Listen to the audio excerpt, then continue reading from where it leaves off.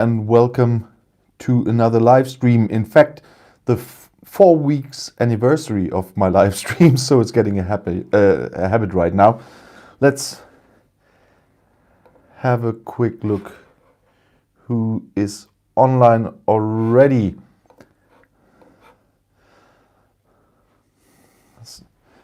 Changing names. Hi Dano, hi Dude, we've talked today already. Hi Valerio, hi Eric, hi Katrina, hi Gentil. Is it Jean or Jean? You really have to tell me that one time. Hi Buddy, hi Tom. Hi Roy. Oh, thanks Valerio for the super chat already. And thank you very much for your kind words. Always very good contents on your channel. Thank you very much. And I've got a question from you in my collection here as well. Hello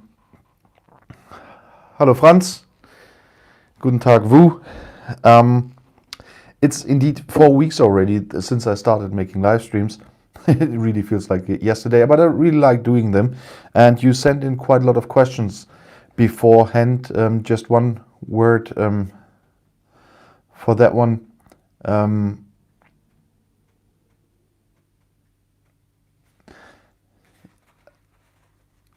Yeah, dude, why the paper? You got a computer. On the computer, there's the live stream running at the moment, and that's the only way I can see your comments and I can see the super chats. On my phone, it shows me that there is a super chat, but I do wear glasses and I can't read the comments that just quickly appear on the mobile in front of me, which I'm filming with, and still read them. Won't work. Hi, Christian. Guten Abend nach Denmark. No, I don't need more computers, dude. So, it's really nice that you always send questions. Just one thing about this, because usually there are late questions. There were some today as well. In the future, I will only pick questions that are in until Saturday, because I have to put them together in a form I can read them. It's not what some Brexit here said, that I have to script my answers. As you can see on that sheet, there's the question and not a scripted answer on that one, but I have to put them all together for this weekend. So everything that comes in until Saturday I will pick. What comes in on Sunday before the stream I will take for the next week. And that's why I already have questions in here that were asked last week. But let's just get started with Bridget McNamara. And Buddy, yeah, you're right, that's one of my merch shirts. That's a sweatshirt from the Welcome to the Brexit Sir collection. And by the way, thank you to everyone. I don't know who's here, because usually it's not shown there.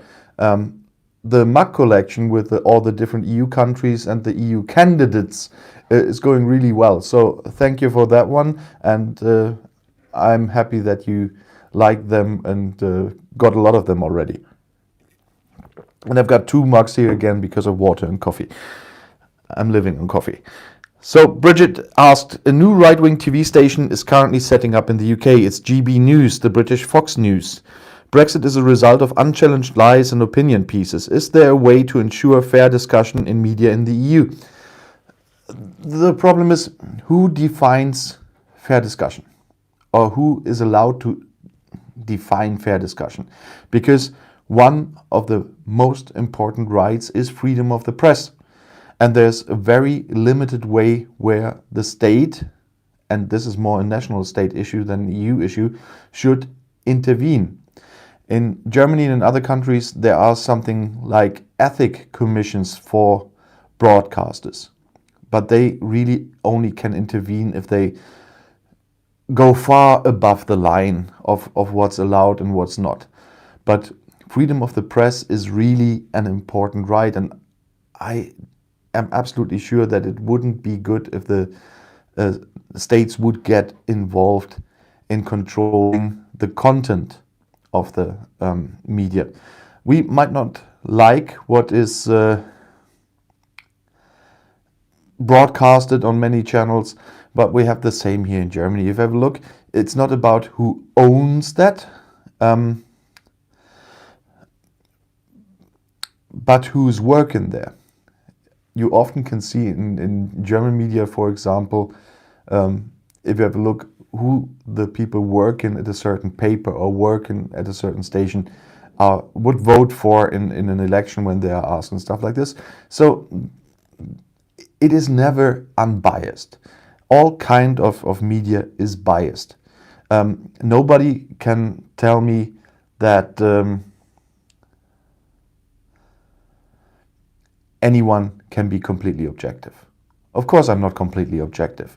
I'm living in the EU, and I do inform myself probably much more than the majority of the people. But still, I have certain views. I have certain mindsets I got when I was a child. And so I'm definitely never completely objective, and nobody can be, because the way you're raised plays a role there as well. And so you have to really hardly think about where to draw the line. Somebody just mentioned Hungary. Of course, if the state is abusing the media, that's a totally different topic. If the German government now would go and make the program for the public broadcasting stations and use it against some other politics, then we as the people would have to interfere with that. We would have to be really loud on that one. They are not completely impartial, I know, but if they would be used intentionally by the governments, then the EU has to get in. Yeah, I talked about Hungary already. And that's the case with Hungary and Poland in parts, and there the EU took measures. They helped them to keep their face, as we would say in German, with regard to some old Chinese sayings. But in the end, the rule of law will apply, and to keep up the rules of the EU will have to apply too. Then I've got a question from Eric Bischoff. I was quite thankful about, because I can say something about a common misunderstanding there. That's the question from Eric is: there has been a lot of comments about Amsterdam taking the lead of share trading over London. Any news about the other services, insurance, consultancy, other banking activity, information technology, education, and so on and so on? First of all, I want to talk about misunderstanding that's obviously there when I read a lot of comments under videos. Amsterdam took the lead of Euro stock share trading, not share trading in general. That's one important point. That whole news was only about Euro stock trading. And share trading in general, there London is still by far in the lead, and we will see how that works out in the future.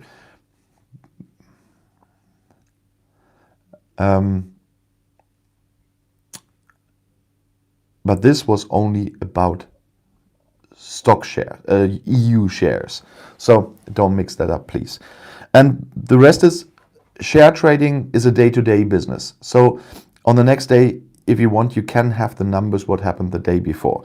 Well, about the other services, it's something completely different. With insurances, consultancy, banking, and so on, we will have to wait until next year to get proper numbers for this year and see a development there, because it's all long-term business. Share trading is short-term business in the most cases, and you have numbers quickly, but the others are long-term business, and you will not have any proper way to analyze that before next year. I'm quite sure about that. I'm not a banking expert, but with long-term business, it takes much longer to make changes. I know many put up subsidies or branches in the EU already, and we will have to see how the numbers are. Numbers are not published daily as well. And so we have no chance to properly find that one out. And there's another from you, Eric. £1 is currently €1.16. Any idea why this exchange rate does not seem to reflect the fact that British exports are drastically falling? I did not find any article on this apparent contradiction. It's only a contradiction on the first look. First of all, if you have a look, because of Brexit, since 2016, the pound lost about 15% towards the euro. And that was before the pandemic. And that gives you a realistic picture of what's happening. What is happening right now has to do a little bit with a video I made some weeks ago about the city. Because the pound is, first of all, not in a regular competition with other currencies because of the pandemic. The economy is doing a lot at the moment, but one thing it's not doing, it's acting normally because of the pandemic. A lot of businesses are completely irregular.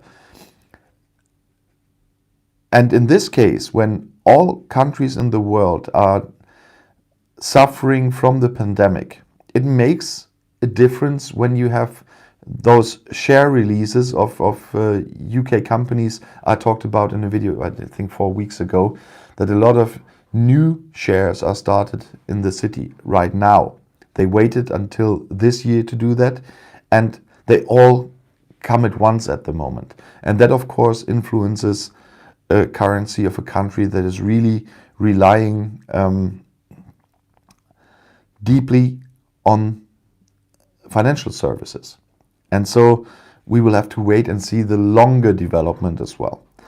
The short-term development has a lot to do with the stock market as well. And so it's not very realistic to say it's showing the current situation in general. And so we will know the way the year develops and how the pound develops, what this will look like. And especially we get real numbers when this pandemic is over. Conservator, hi there. I thought you won't make it today. I'm really glad to see you. Nice that you still made it.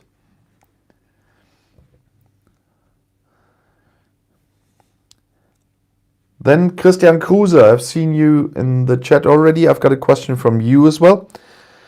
Is Belarus actually closer to be able to join the EU than Ukraine? Belarus has more respect for law and order than Ukraine. Both would have huge strategic meaning to the EU. The short version is no. Because the current political system in Belarus makes it impossible for them to join the EU. As long as they don't have a new government, tons of reform, and a lot like this, they don't even have to apply for the EU, and they don't want to apply for the EU in the state they are right now.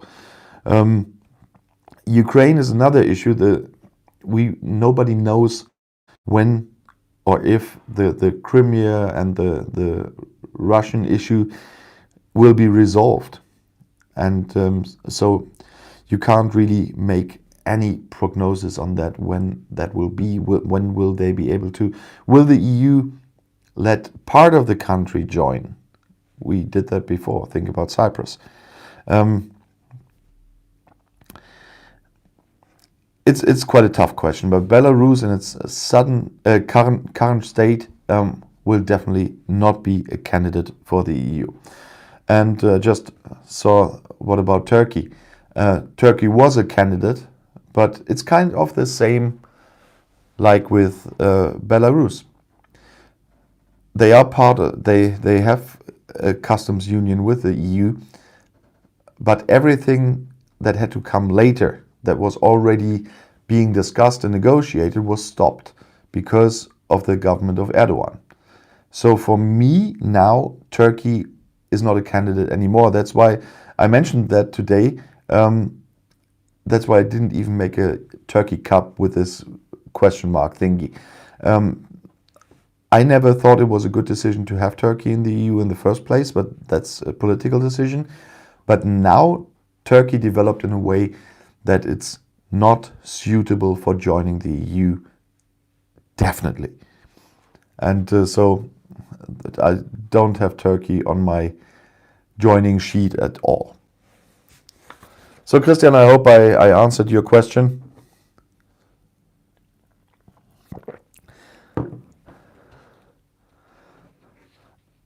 And then I have Jean T or Jean T. What are German Handelskammern doing to help British firms open up shop here? So the trade and industry boards. There's so much about French, Dutch, Polish and Irish activity happening. Where are the opportunities for Germany?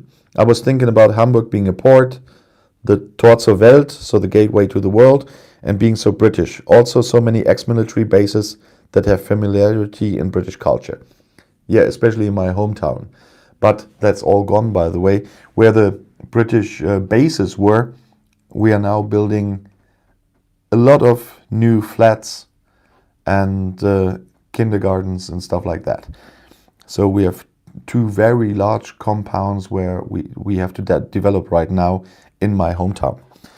The German boards of trade and industry are offering help to any British company that wants to come to Germany. They give all the advice, especially I talked about some videos in another live stream about how difficult it is, especially for smaller companies, to set up a company in the EU and especially in Germany, because there are very high hurdles for that. And they will help you on that way. They will give you advice all the way. Just ask them if you are doing that, and that's the same other countries will do as well. And Hamburg, well, Hamburg is doing the business they're doing, and that will not really be in relation to the British so much, because as I mentioned, for example, harbors like Cuxhaven that are smaller than Hamburg are benefiting from Brexit, because now to Cuxhaven, or in France then Cherbourg, there is now direct connections building up more and more to Ireland, and they are benefiting from Brexit much more.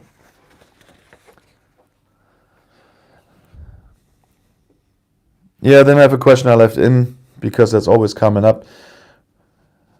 Will the EU survive the next 5 years, as there seems more Euroscepticism since the UK left? And why would anyone trust the EU? Yeah, that's a typical Brexiteer question I often get. And first of all, let's talk about the facts that are missing in this question. First of all, what are 5 years in politics? That is just a blink of an eye. Of course, the EU will be there in 5 years. I mean, Brexiteers always tell me the EU will be gone in 5 years, or last year they told me they'll be gone at Christmas. I republished a link in a post on my community tab to my 2 Brexiteer myth or urban legend videos that I took apart.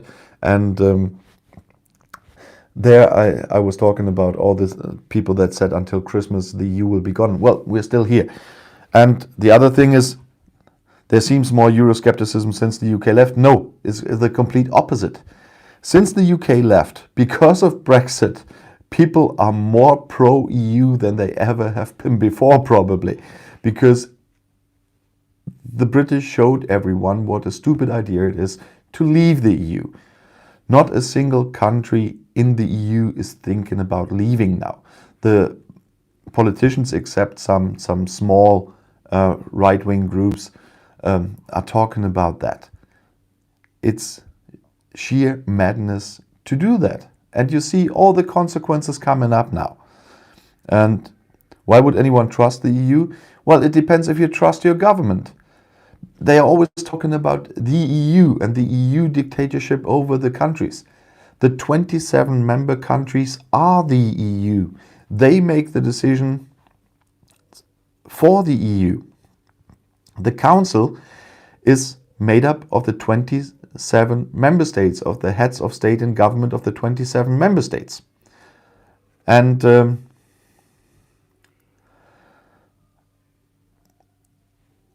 if you don't trust your government, of course you don't trust the EU. But I do trust my government in a normal way.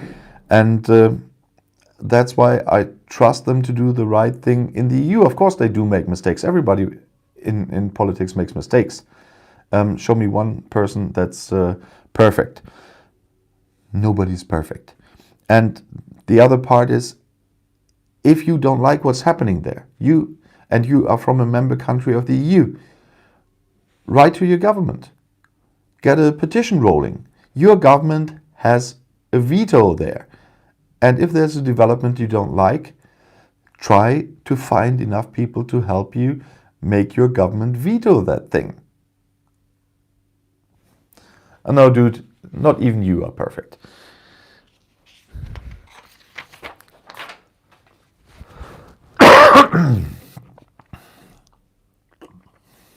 And then I have a question from Amadeus again.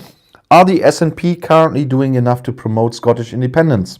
And if not, why do you think that's the case? And when do you expect that they will ramp up the promotion? First of all, I make videos with a view on the UK from the outside, from here in Germany. And to be honest, when we hear something here in the media or read something here in the media about Scotland, it's all about independence. So I can't say from an outside point of view that they don't promote Scottish independence enough. We don't hear anything else most of the time. And I have another video on that one tomorrow because of the funny flag thing they did. And of course, I expect them to promote that much more as soon as they start their campaign for the May elections. So you always know the last weeks before the election are the toughest part of the campaign, the loudest part of the campaign, and then we will see what's going to happen.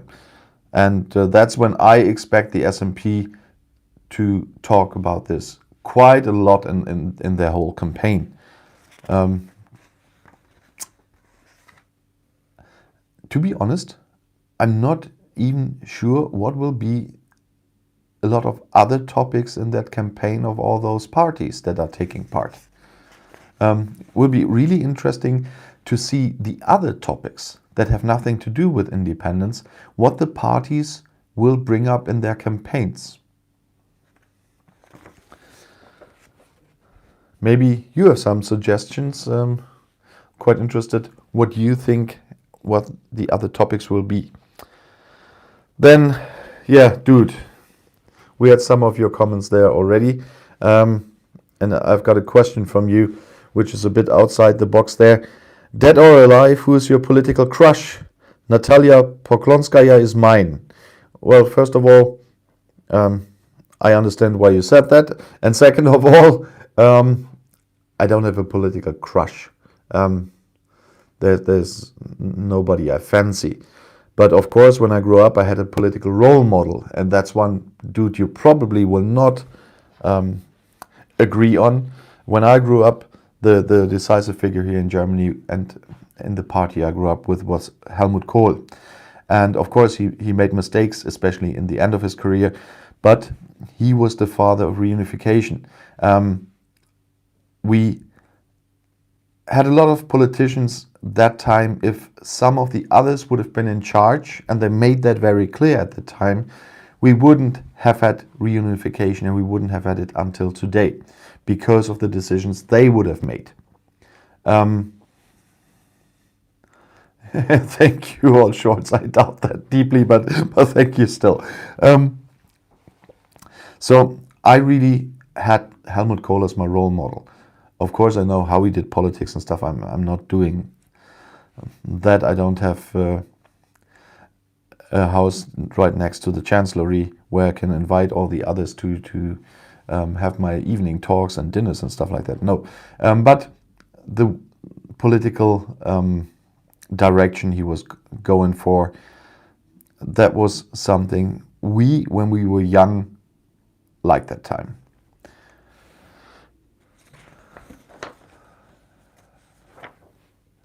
And why does everybody need a political crush? There are much nicer people you can have a crush on. There's not, and good-looking politicians I know are friends of mine, and no, that would be awkward. And no, I don't have a crush on Angela Merkel. Then I have a question from Kent Sandell. What is the biggest change that EU has to do in the coming year to stop countries like Poland and Hungary to do what they want and still get money? Well, the big change that's necessary for that was already made. And as I said, the EU allowed them to keep their face, as we would say here,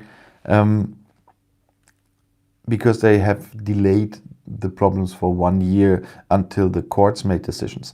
In the new budget, there is the link now to the rule of law. Only with what I said, that they have 1 year to sort that out. But after that, because the decision of the ECJ will be, as we all expect, in favor of the rule of law connection with the budget, they will either have to decide, will they stick to the rule of law or will they lose money? And those two countries are big beneficiaries of the budget. They get a lot of money out of the EU. That's why they would never be candidates for me.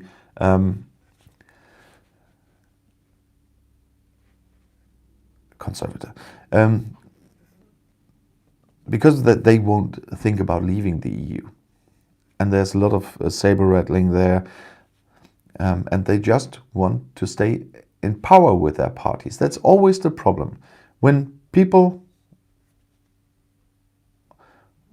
want to stay in office, many of them do something that's not really ethical, and that's people I really don't like. That's one of the reasons why I really want to stay in local politics and don't want to have anything to do with the higher levels, personally, as a candidate or whatever. I will not run for anything higher, not the state parliament, not Bundestag. I could have throw my hat in the ring right now, because we are choosing a new candidate for MP. The old MP is retiring for health reasons, and she's not running again. And now every member here can run for that post. And in my hometown, you have a very good chance to be directly elected when you're a candidate here for my party. And but I'm not interested in that. I'm not thinking about would I have any chances here within the party or whatever. No, I don't even consider that, because I like local politics. And as I talked about, there you can see what you directly do with your own hands and writing and deciding and so on. You see what's happening. And to be honest, up there, it still is, because of the personal agenda of some people, still quite a dirty business and not my cup of tea. Then I have a question from the other side of the planet again, from Kauben Chelam. And that's a nice one, because I can clear off some misunderstandings there as well. Another sip of coffee. I have a basic understanding of rules of origin. Can you precise my question and explain it? Assuming a simple more than 50%, that's 50. There are a lot of examples with 51% from Great Britain and 41% not from Great Britain, rules of origin, and so on and so on and so on. The examples could be right in a certain way. The misunderstanding that's there, that somebody thinks there is one percentage that the goods need to have as an origin from Great Britain to be allowed in the EU. There's a whole list of percentages in the appendix of the TCA, in the Trade and Comprehensive Agreement between the EU and the UK, with a whole list how many percent of the goods must be originated in the UK to be allowed to be exported tariff-free and quota-free to the EU. So it's not about a certain percentage. But there's one thing in here, because there's one example, 40% is made from Great Britain, 20% from France, and 40% not from Great Britain. The 20% from France don't matter. I said it last week on another question. As soon as EU goods arrive in the UK, they are not considered EU goods anymore. So it's just considered not UK origin. So for the percentage for the certain good, it only is important what is produced in the UK.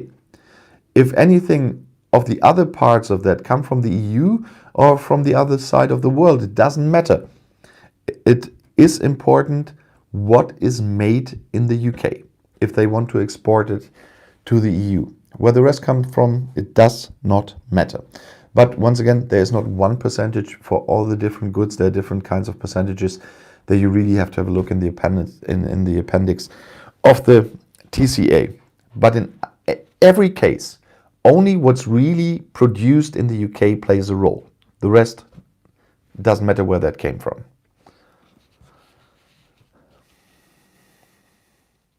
Oh boy, you're still on good-looking people and bad-looking people. I shouldn't have answered your question, dude. Okay, then I have a question from Valerio Tarantino, who started off with a super chat at the beginning of the live stream. Hi Mark, I'd like to ask you about the CTA, the common travel area between UK and Ireland. Does it still exist? And if yes, how does it work now with the Brexit agreement? I asked you because I checked from many different sources, but not clear to me at the moment. Thank you. The TCA is the other one. That's the trade agreement between the EU and the UK. The common travel area between the UK and Ireland is something that has to do with the Good Friday Agreement, and we want to keep that one alive. And I just see a super chat coming in from Mini Shembri. Thank you very much for that one. And I will answer that right after Valerio's question. And this time I thought about bringing a pen, so I won't forget to answer those questions, and I should write to from whom they are. I'm old now, so I won't remember a lot. That's old brains.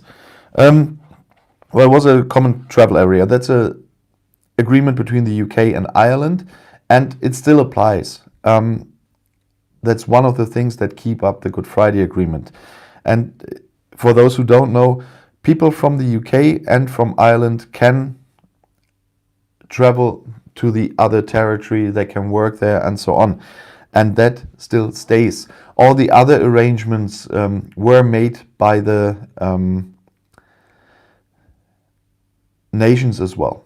Germany has a certain set of rules. If you want to come here and work here, I talked about this last week about opening up companies, what are the regulations for the people you want to work here from the UK and so on. And the same goes with Ireland. They decide what they have with the UK, and that still stands. And it's good that it still stands because of the Good Friday Agreement.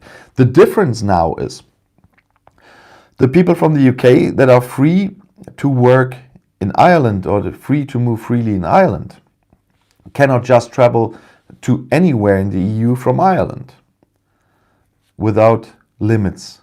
What they can do, of course, is travel to other EU countries from Ireland for their 90-day tourist stay. That's what they can do. They don't need a visa for that.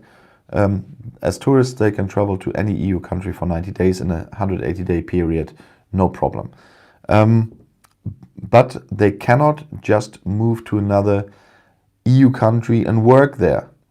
And then say, yeah, I was allowed to work in Ireland, that's an EU country, now I can work in Spain or Czech Republic or whatever. No, it doesn't work like this. They only have this chance in Ireland, but not in any other EU country.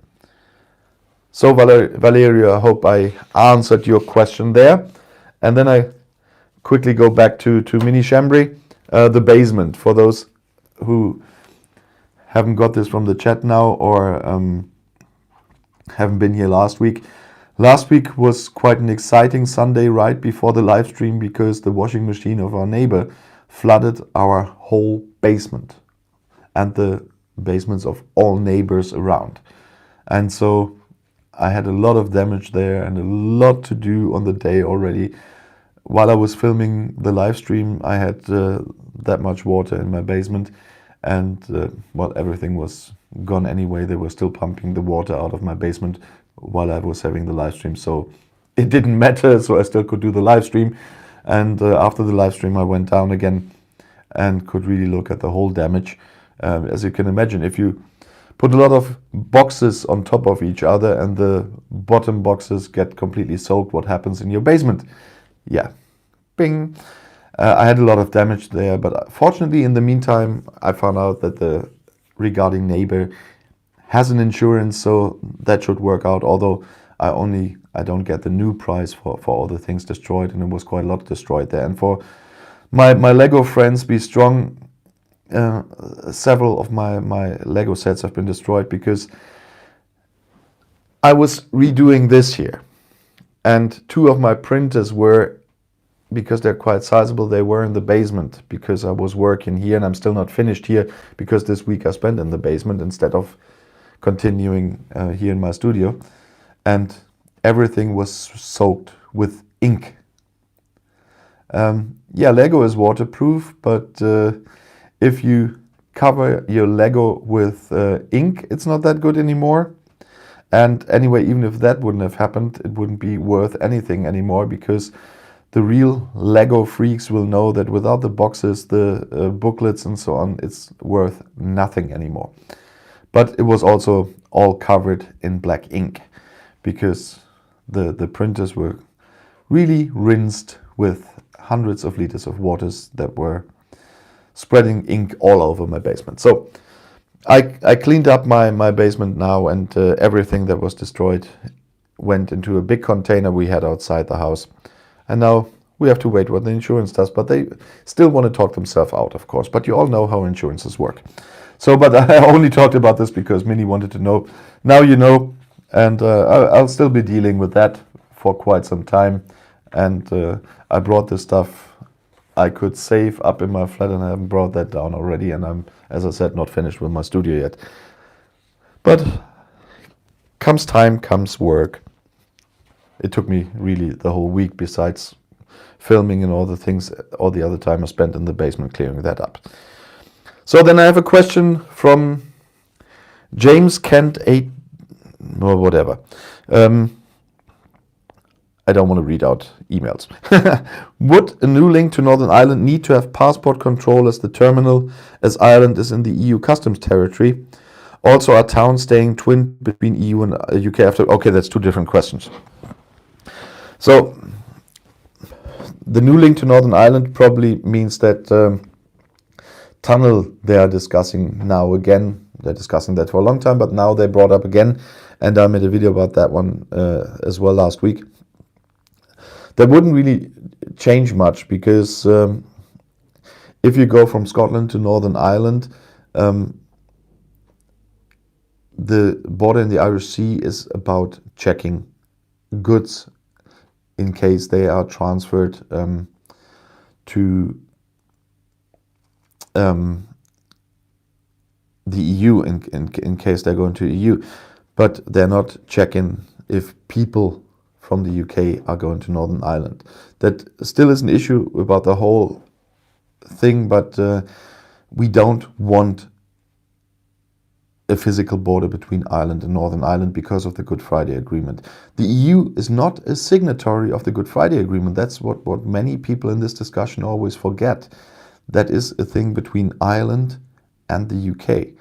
The EU is not breaking any contract there if they would have to do this, because they are not a signatory of that, but they still are trying to protect that deal because they know how bad things can be in Northern Ireland if there is not the freedom they have now and the peace they got with the Good Friday Agreement.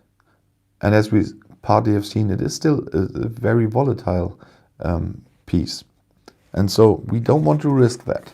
Others are playing games with that, but the people in the EU who are interested in these topics would not want to mess around with the situation there. Also, are towns staying twinned between EU and UK after Brexit? Yes, they are. And I made a video about one thing there already, and I've got another script for a video. I haven't brought it yet, between Dortmund and their twin town in the UK, that they want to strengthen their bonds. It got a lot of more difficult because of the restrictions with travel and working and stuff like this, but the general twinning will still be there, and they will try to find ways to make this work in the future. We always had twin towns that are not in the EU, and that worked too. But of course it's easier if it's other EU countries. But we have a twin town in Morocco, and we have a twin town in Russia, and it's still working. Then there's a question from Alan Saxon. I can see you have British friends and relatives and you lived in the UK for a while. I appreciate very much that you want to engage with us. Is this time limited as Brexit is sadly done? Will there be anything left to talk about in a few months? So first of all, I almost never talk to my friends in the UK about Brexit. That is, when we have the chance to talk to each other, we have a lot of different topics. The only thing we talk about Brexit is when we're talking about sending gifts one way or the other and stuff like this. I talked about this in another live stream. Otherwise, I talk to them about other topics. But that's another point where Brexiteers always tell me or Max, for example, why are you still there? Brexit is done. Yeah, the technical Brexit was done over a year ago now, on the 31st of January 2020. But all the consequences of Brexit just getting started, that all started on January 1st, and the consequences we will see on the long run will be there for years. And there will be topics for years to talk about. So that won't leave us alone, and there will be a lot to talk about, especially in May and after May, regarding Scotland. And then we will see what happens to Northern Ireland, what happens to Wales. I published the Wales mug today on my mug of the day line. I always show one of those mugs every day, and today I chose Wales. At the moment they are at 30% for independence, the whole population. You must not forget how many English people are living in Wales.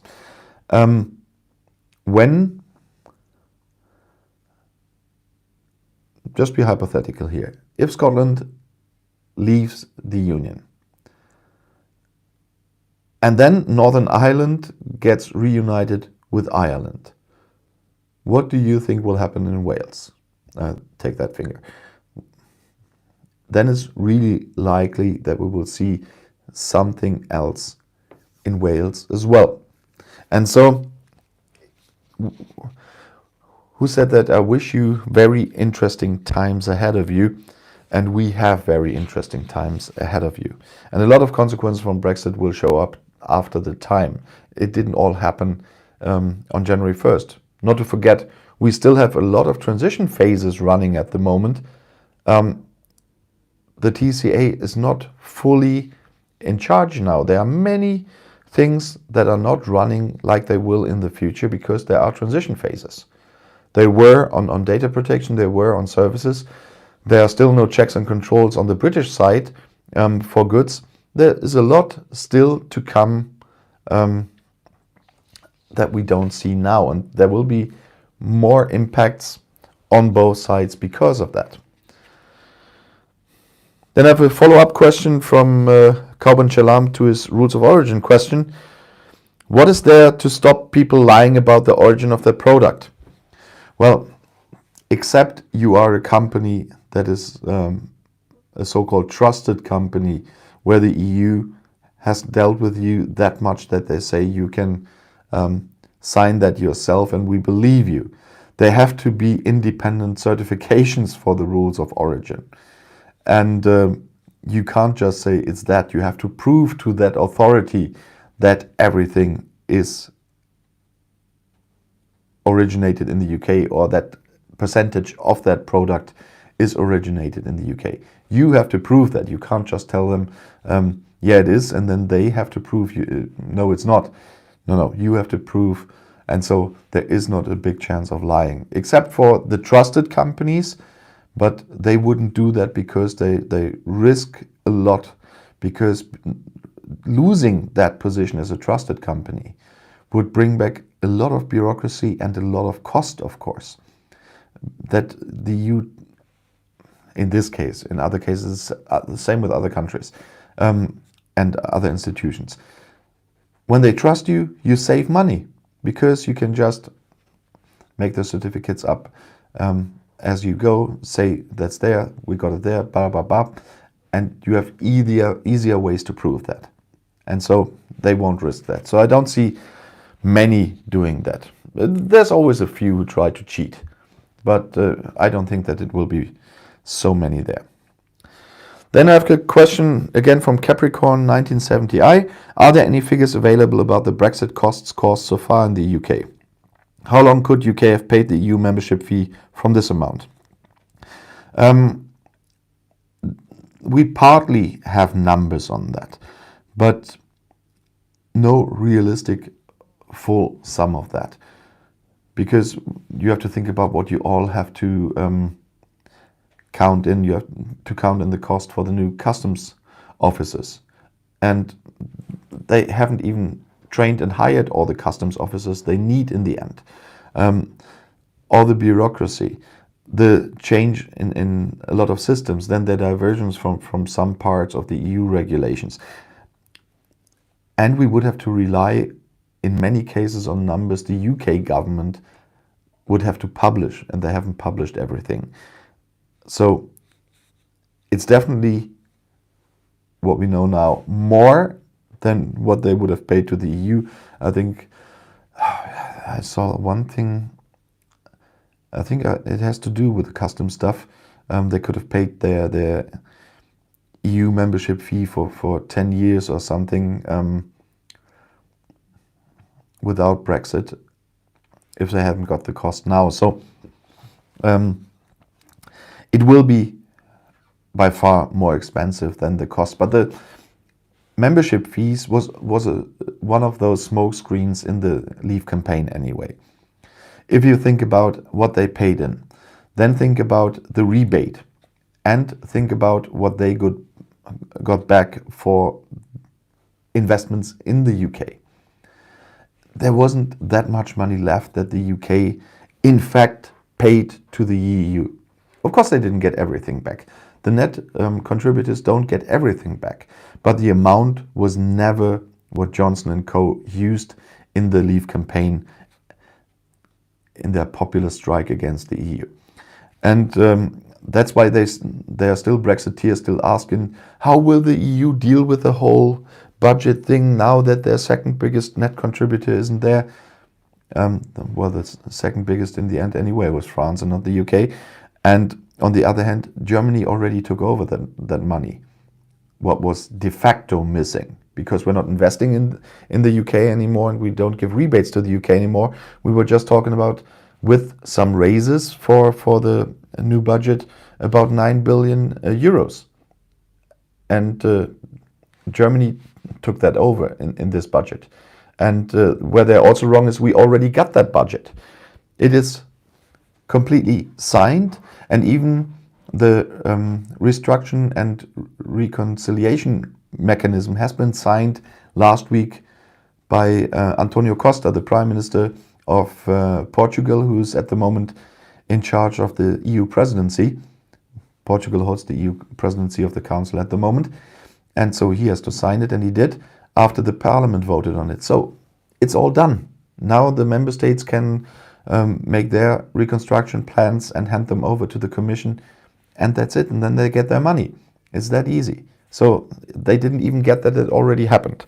But about what they don't get, I promised last time I bring some of these Brexiteer myths and urban legends with me today. I have some of them with me.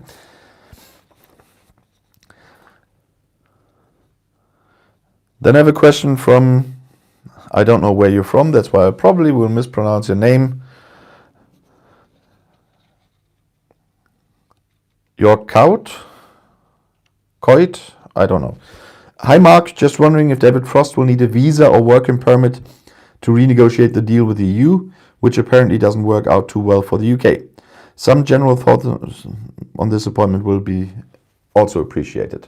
So, of course, he will not need a working permit or a visa as anybody else of them. He will have a diplomat passport, I'm quite sure about that. And he will be invited by the EU to come over. So that's not an issue. He can access the EU whenever he needs to, although at the moment most is anyway happening via video conferences. And the second thing is on the EU side, nobody is renegotiating that deal. That is what they are talking about, that what they want, but the deal has just been made. They are negotiating on some additional parts that were not included in the deal. But nobody of sound mind will now renegotiate the whole thing. Nobody on the EU side is doing that. If Frosty is not happy with it, they can quit the whole thing and go no deal. But we see now, with only part of WTO, how well the UK is doing. But they will not renegotiate the TCA. And they will not renegotiate the withdrawal agreement. That's done. Both is international law. There are some parts in the TCA, like services and stuff, that are not included. Most of the services are not included in the TCA, and they are discussing them, how to deal with them in the future. But the equivalence rules will apply from the EU side, and they can always be terminated within 30 days, and that won't change. Or if they might want to rethink their decision and talk about the movement of artists and musicians and actors and stuff like this again, and reciprocate this time, because that's why they denied. They had to reciprocate. Then that might be a thing the EU would discuss, but they will not renegotiate the deal. And, well, general thoughts about Lord Frost getting that job is not a very nice one. The Brexiteers that are commenting on my channel and on a major part are always nagging on about the unelected bureaucrats of the EU. Well, first of all, they are civil servants.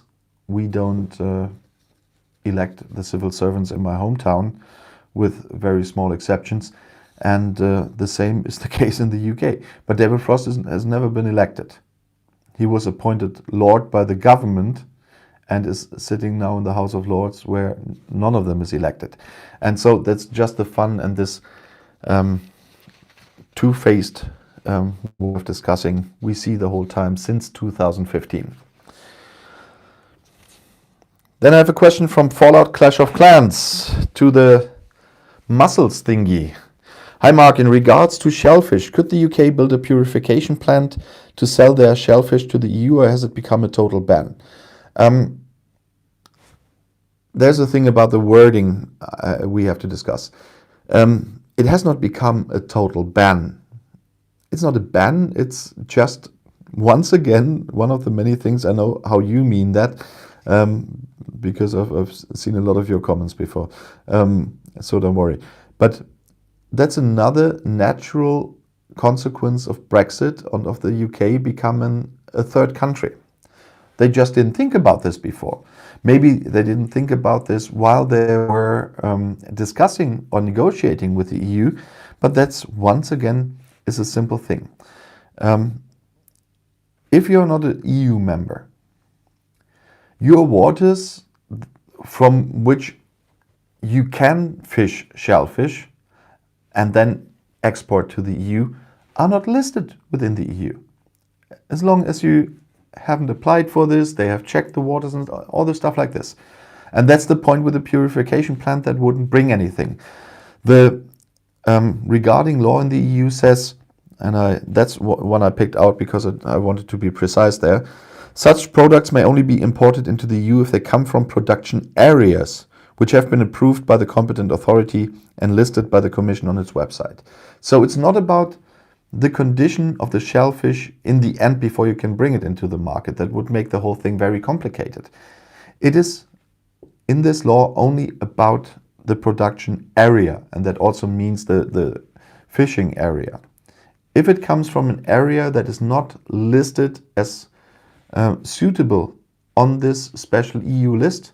You can do with the mussels after fishing whatever you like. They cannot be imported to the EU.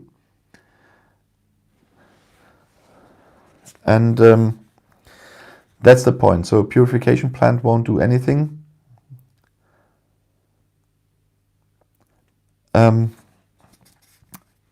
It's just the production areas. And I'm not a fishing expert either, but I don't know if the UK applied with these waters in these special cases to be listed in the EU. If the waters are suitable at all. And we will see. But the production area is the decisive point here. And then I have another question from Christian Kruse. Yeah, you're lucky, I've seen that, and I was nice. Hi Mark, sorry for the late entry again, but since this is an opinion question and no facts needed, I hope it's okay. Well, it's not about the facts, only in some cases, like with this production area, I have to look up the exact wording, but most I answer like when you ask questions here, just with what is going around in that thing. As long as Northern Ireland is part of the UK, don't you think that Westminster will use the border in the Good Friday Agreement to blackmail EU into cherry picking as they always wanted? And at what point will the EU say no more? Well, they can try, but it won't work. And the EU said no more already. That's why in the end we had the Northern Ireland Protocol in the withdrawal agreement, because the EU was not wavering. Boris Johnson hoped that time already that the EU would just fall over and do what he wants. They didn't. He had to bring something worse than Theresa May's backstop. He had to bring something Theresa May wouldn't even have done. And that's what he did. That was the Northern Ireland Protocol. And the same happened during the negotiations on the TCA. It was used as blackmail several times before. And whenever he does that, or Gove or Rees-Mogg or whoever in the House of Commons, it's just saber rattling for the UK audience. Nobody in the EU, in the Commission, the Council, in Parliament will fall for that, and he knows that. And so that is more a show for his own audience than anything else. He will not get any kind of cherry picking there. He will not even get Gove's extension of the Northern Ireland Protocol transition phases until 2023. We will see what's happening now in the Commission between the EU and the UK on Northern Ireland, but that won't happen. That's once again talking 1 hour in a row, because we already are at 1 hour. Oh my. So 221 watching right now on my screen. That's quite nice. Welcome to everyone I haven't seen in person earlier. Nice to see you all. Nightbot will have told you that before, but because I'm staring at my phone all the time while I'm filming and not on that monitor, if you want to ask a question during a live stream, you can do this. You've seen this with Mini Shembri, for example. The easiest way to do that is with a super chat, because then on the phone I get a certain colored pop-up, and then I know that I have to look right over there because I can't read anything on the phone. I'm too old with too lazy eyes for that one. That's why I'm always wearing glasses. By the way, wearing glasses.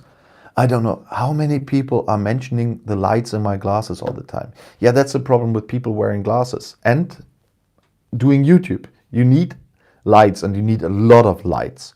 There's a big softbox, there's a ring light and stuff like that. You need this to have a proper lighting on your video. You can't do it differently. And to be honest, I will not buy 600-700 euro glasses that don't have that anymore. I'm sorry for that one, but I have other priorities there. So you will unfortunately have to live with that. And before I go to some of the still current Brexit myths and Brexit urban legends,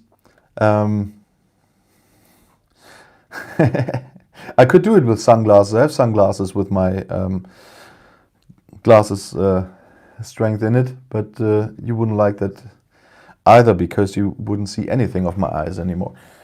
So I brought some current Brexit myths that are still going around, and Brexit urban legends, as I sometimes call them, with me again, because they're coming up. But somebody wrote today that some of those Brexiteers are cowards and deleting their comments. In this case, I have to say, no, they're not cowards, they didn't do it. But people who are not able to have a civilized discussion and who are insulting all the time will not do this on my channel. And the people where the comments disappeared, I blocked on my channel. And it's the vast majority of them is from the Brexiteer side. Even a fake Jeff Taylor was there this week, and whoever he answered, he insulted. Those people, I kick off my channel immediately. That's probably why I haven't reached 10,000 subscribers yet. I will do so, and by the way, we'll make some lottery when we are closing into that for the time when I reach the 10,000 subscribers. I think so in March or April.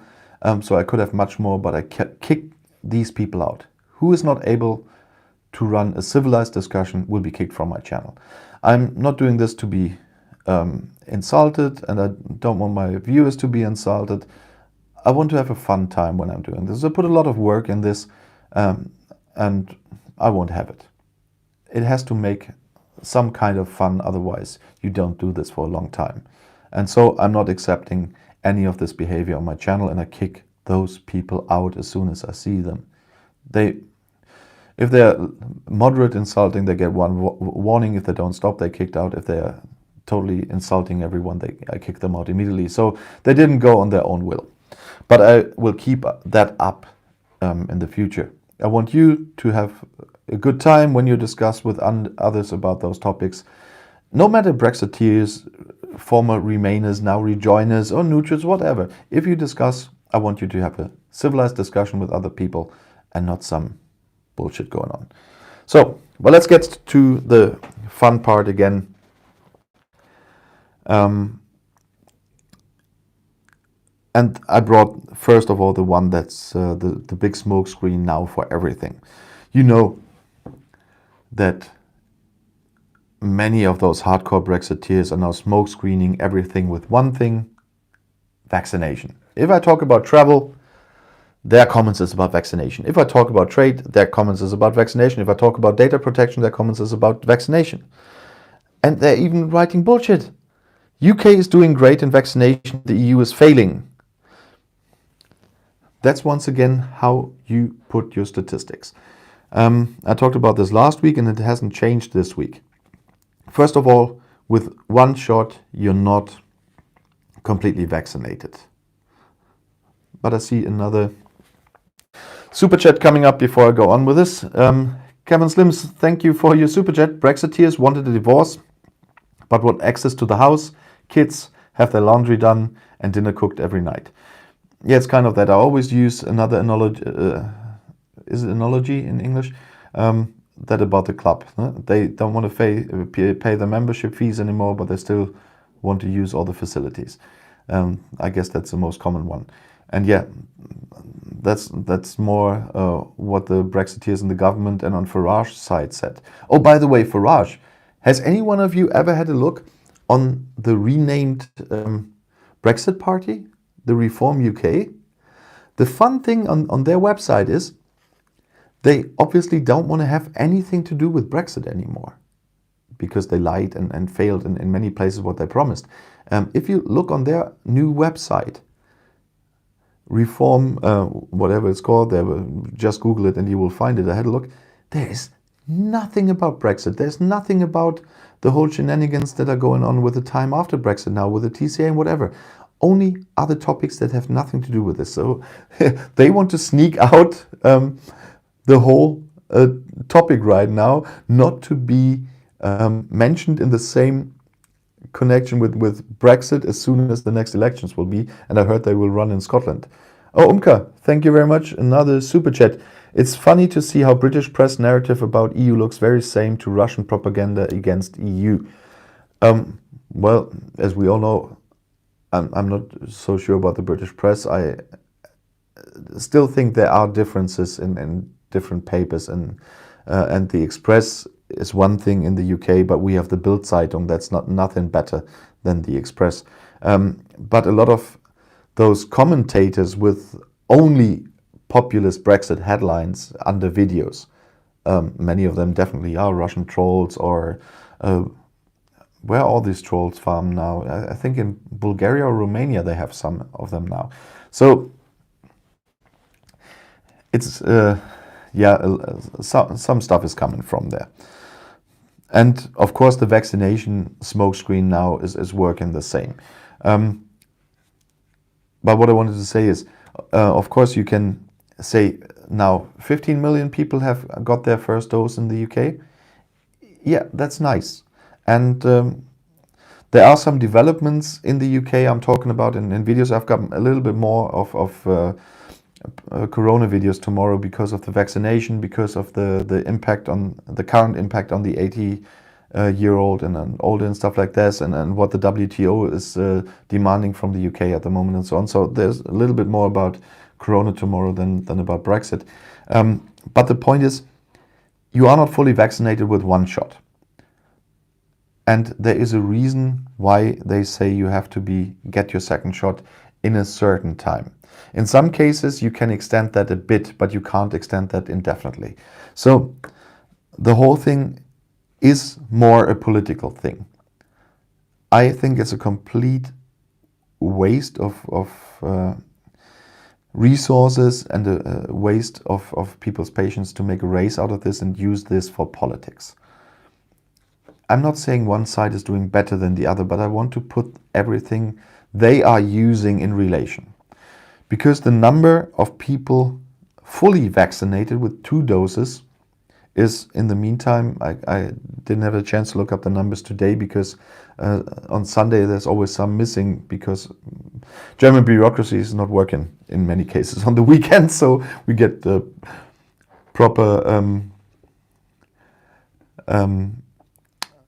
proper other numbers than next week again. And in this case, I have the numbers from last week. So we are now between 3 and 4 times as many people in Germany being fully vaccinated than in the UK. The last week when I looked, it was 500,000 in the UK and almost 1.5 million in Germany. And the full vaccination is that what keeps you safer. And the second thing is, once again, this is not a race. This should not be used for political reasons, but it's used now as a populist smokescreen against everything else. Whatever happens, whatever catastrophe we have, it's the answer is, how's the vaccination doing in your country? How's the vaccination doing in the EU? It's the same we had before. Brexit means Brexit. We take back control.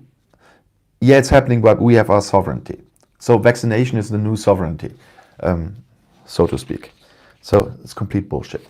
I'm sorry for my language today, but I decided that I will be a little bit more frank today. Then another one that's popping up over and over again whenever I talk about in a video about new direct ferry lines between Ireland and mainland Europe. What always comes up is then, it's fantastic, all those Irish lorries taking off the English motorways, rock on, no pollution, blah, blah, blah. There you see how self-centered these people are. They don't think for a second about all the jobs that are lost if those lorries don't go through the UK anymore. Because there are a lot of people dependent on that. There's stations where the truck drivers eat, where they fuel up. There will a lot of, I don't know what you call them, in the highway there, with a diner or whatever, where they usually eat on their stops. Where they possibly sleep and of course go do some shopping. And so not everyone is putting the ham and cheese sandwiches all over the truck, especially not now, because they're not allowed to bring them over the border. And so there will be a lot of jobs lost. There will be businesses going down because of that. If all those trucks from Ireland are not going through the UK anymore in the same way as all the trucks from the mainland not going through the UK to Ireland anymore. And there you always see how narrow-minded you have to be in this discussion to always come up with only one of those things and carry them right in front of you as your big argument. And they have a lot of them. Another one is always the one: the UK has more and better deals with the rest of the world than before. First of all, if I calculated right, it's 69 deals now they have with the rest of the world. Most of them copy and paste and still have to be negotiated properly later on. And they are still almost 700 deals short. They had about 680 more deals on December 31st, when they were still benefiting from the deals the EU has. So the EU has 680 more deals with the rest of the world than the UK. That is one of the problems why people in the UK say now, why is it so harsh against us and not against that and that country? Because we have a lot of deals with them. That's why it is so. And just seen that Conservative, I was thinking that I was working here completely alone today, and I can't watch the chat all the time when I'm filming because I'm looking in that direction. And so Nightbot has a very strict setting and sometimes blocks comments that shouldn't be blocked, but I apologize, but it has to stay that way, unfortunately. I'm sorry. And sorry, Katerina, if it hit you this time, but perhaps you used several emojis or so, and then Nightbot immediately jumps in. Or I still have one word on the block list I have to take out. But still, so the EU has a lot of more deals than the UK, and that's why we have a lot of problems not existing with other countries we trade with that we still have with the UK, and or why the UK can't do this around the EU.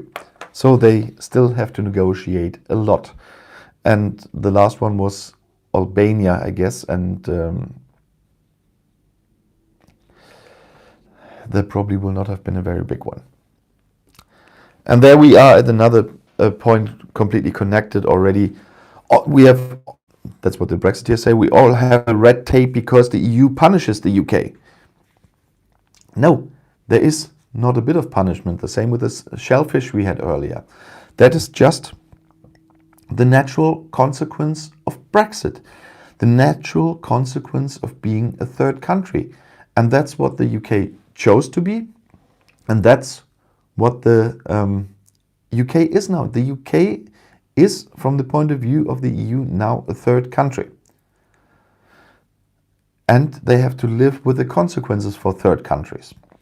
And most of the trouble they have now and they're complaining about, and the red tape they're complaining about, is based on the WTO rules that are not changed in the TCA. And all the Brexiteers I had commenting under my videos last year, the vast majority of them always wrote, we want WTO. They wanted full WTO. And now they complain about part WTO. I would have really loved to see a few months of full WTO. And we are still, as I said, in some transition phases. There is more to come, guys. You will really enjoy what's coming when all the transitions are running out. Then the full TCA is in force. And what's all not part of the TCA, where the UK will deal with the EU on WTO. And then we're going to have a lot of fun there. And just to mention, because I had some complaining recently again, because some Brexiteers still didn't get it, third country is not a third world country, because they always complained we would insult them by calling them third country. No, third country is a technical term and not an insult. Third world country nowadays is regarded as an insult, because we're not using that word for any country anymore. The word third world country is not used for anything. Those are developing countries. Just saying. And then we have the one, the UK will just buy everything somewhere else but from the EU. I love the people being so clueless. I don't know, from the more than 200 viewers today, if you exactly know how to change a supply chain. If you're running a company and you have to get your stuff from somewhere completely else, it's not easy. You can't just do that and you have a new supply chain and you buy from somewhere else around the world. First of all, transport is getting more expensive. You need a supplier that is able to produce the amounts you need. You have to find someone that gives you the quality you need, and so on and so on. It's not easy to just change your supply chains. It's a little bit easier for some companies from the EU to do that, because what the amount we got, as they rightly say, from the UK is not as much as they got from the EU. But they have some special products that were mainly traded with the EU, and they still stay important. But not to forget that at this point, the Brexiteers that are bringing up the trade surplus of the EU always forget the surplus of services the UK had in the past with the EU. So the difference, or the overall surplus of the EU wasn't that big. And they will see what will happen with services. And I was talking about services before. We will see in some time how many services will move away from the UK. And then I had another fun thing that really shows. It's more fun that I'm bringing that now, but some people's education level is really high when they discuss. And I picked one of the really impolite Brexiteers I meanwhile kicked for that one. He wrote, "So the Romanians are leaving the UK for France. I hope this is a thing." That was on my video on illegal transport in Franconia.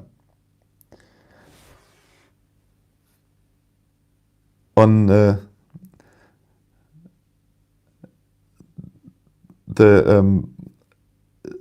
name of the video had Franconia in it, I guess. In the description it was Franconia, and I was talking about Franconia several times in the video. But it shows the education level, that you don't even know the difference between France and Franconia.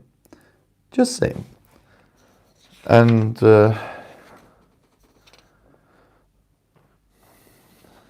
if I'm talking about Germany, yeah, on what other channel? I have channels I only talk about Germany and nothing else. And then I got another Brexiteer myth I really like, because it's that stupid. We escaped the dictatorship of the EU. How bad must your self-confidence be if you write this? The UK, for over 40 years, was a 28th of the EU, because the member states are the EU. And how can you be a dictator on yourself?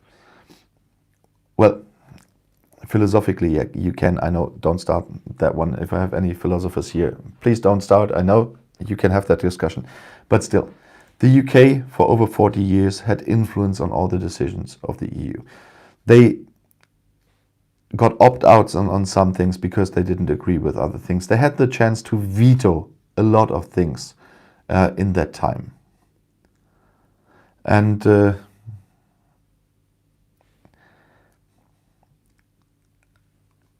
that is just another example how the Leave campaign worked, and it still works. They are telling that to these people, and they still believe that bullshit. And it's unbelievable. And the fun part of this is, if the EU was a dictatorship, why was the UK allowed to have their Brexit referendum? Why was the UK allowed to leave if that is a dictatorship? Talking about dictatorships, has anyone tried, just to step away from the usual example everybody would use, I would say, did somebody try this to step away in Yugoslavia while Tito was still there? Did anyone try to step away from Franco? There you've seen the consequences if you try to step away from a dictator. But the UK could have their referendum. They could leave the EU without a problem because there are laws for that. And because the UK was part of the council of the main body for making the decisions. That the parliament needs more powers and so on. We talked about this several times. In the future, it's okay. But all the people saying this have to answer another question. If the EU was a dictatorship, why was the UK allowed to do that? And what is the UK government if they don't allow Scotland to have another referendum and don't allow the Scottish Parliament to decide in the end about their independence? Who is the dictatorship then? And it doesn't matter if I think it's a good thing for Scotland to leave, if I think it will all be sunshine and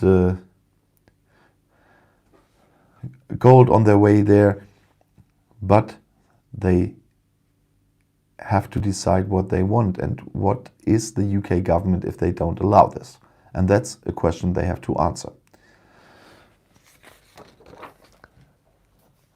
So I just wanted to do this today because I was really fragged off by some of them. I keep collecting them because a lot of those are coming up regularly, but they are changing over time. Some of them came up recently again with the dictatorship of the EU.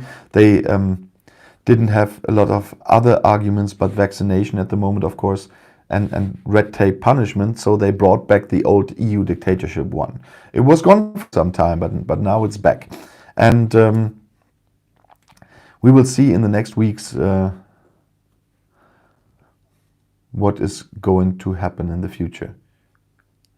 And I have to look at that one. It doesn't happen that often that Nightbot kicks someone out for a few seconds. So I will keep you informed, definitely. And I will keep you informed on other topics on the UK as well. As I said before, I will not only talk about Brexit.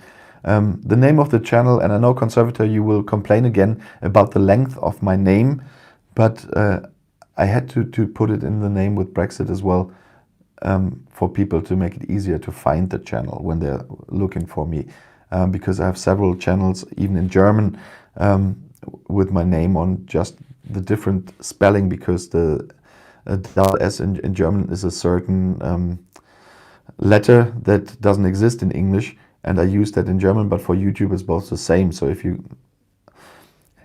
it's much easier for people to find the channel with a long name. So sorry, Conservator, you have to type it, or do it on your computer. Then you can just start typing that and it's appearing. I have the same problem when I'm watching Max's live stream on my mobile as well. By the way, Maximilian Robespierre is doing live streams on Tuesday and Friday evenings, and I like to watch them from time to time. Whenever I have time, I join and watch there and discuss with you as well a little bit. But if you want to discuss with me, by the way, and with other views, Nightbot must have published that in between. If you join my Patreon or become a member on my YouTube, you get a link to my Discord server, and there you can discuss with me and some others, like some other viewers there, about those topics without being disturbed. And from time to time you get some bonus material there. And there I definitely see your questions you're writing beforehand if you don't find the post. Just wanted to mention that because it's a fun thing. I'm on Max's Discord server as well, and discussing there from time to time as well, because I like Max's channel. I have seen Graham Hughes' channel, especially after he was doing a live stream with Max. A few weeks after I had my live stream with Max, I guess. It was different, but I've seen that. Yeah, but it's mostly different kinds of topics, and I don't have that much time to watch YouTube, so I prefer to watch Max's videos from time to time when I have time to do so, because doing YouTube keeps you a bit from watching YouTube, and I have to do a lot of research from the other part. And